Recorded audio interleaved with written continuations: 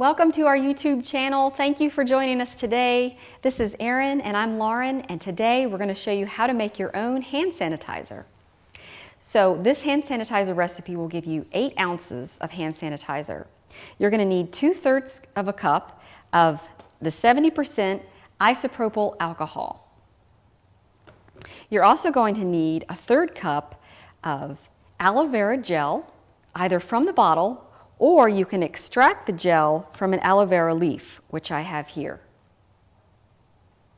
You will also need fractionated coconut oil, 2 drops, vitamin E oil, 2 drops, and a total of 40 drops of essential oil of your choice. We've chosen to use melaleuca or tea tree essential oil, 20 drops of this, and 20 drops of lemon essential oil.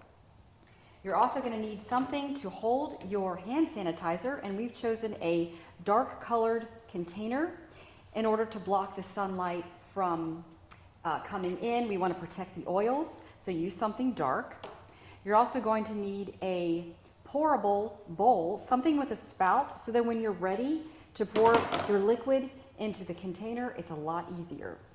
You're also going to need a funnel that helps to funnel it in, and a disposable plastic pipette for transporting your coconut oil and your vitamin E oil into your bowl. You'll need a measuring cup and a handy spoon, and that's it. That's how simple it is. I love simple. Okay, so for today's purpose, Erin and I are going to be doing 4 ounces for a demonstration. So I'm going to take them isopropyl alcohol, 70%. I'm going to go ahead and put that in my mixing bowl.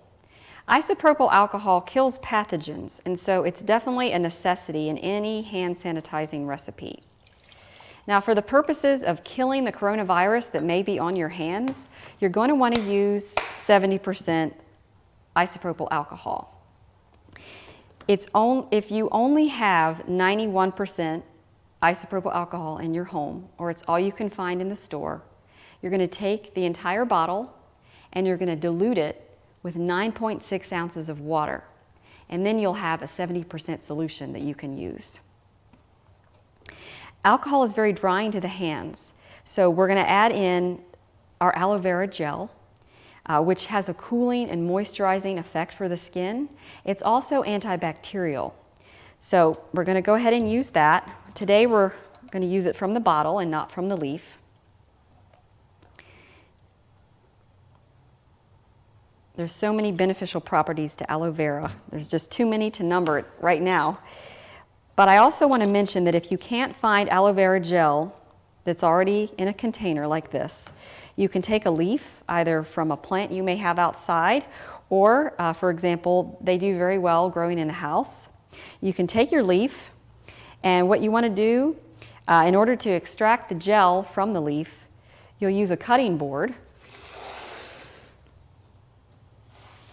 and you're going to cut the sharp edges off using a knife, like so. Once those are discarded, you're going to use the knife, and you're just going to, I'll show you from this angle, you're going to cut on the sides like so, and you'll be able to pry your knife a little bit on the edge and peel back the leaf. So once the leaf is peeled back, you're going to take your measuring cup and you're just going to scrape the gel right into your measuring cup. And we said a 1/3 cup of your aloe vera gel, and then you're going to put it right into your mixing bowl. Now, the aloe vera from the leaf is going to be chunky, so before you actually put your finished product in your container, you want to blend the solution just in a blender so that there's no aloe vera chunks around, and it's all combined well into your hand sanitizer. Okay, excellent. That makes sense. So next, we're going to use our fractionated coconut oil. I love the fractionated coconut oil. Fractionated simply means that it's been through a distilling process, and what remains is a liquid, odorless coconut oil that actually remains liquid at cooler temperatures. So it's ideal for our hand sanitizer.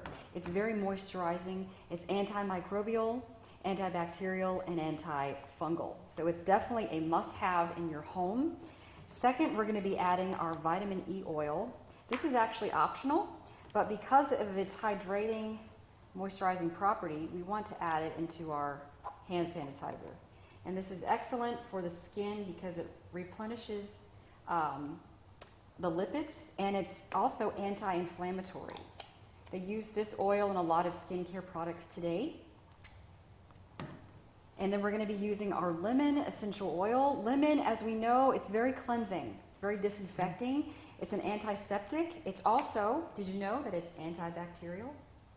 It sure is. So very carefully, we're going to count our drops here. It comes out fast, so you want to be careful. So that was our lemon oil. Next is our tea tree oil. Did you know that tea tree is actually antifungal? And it's also antibacterial.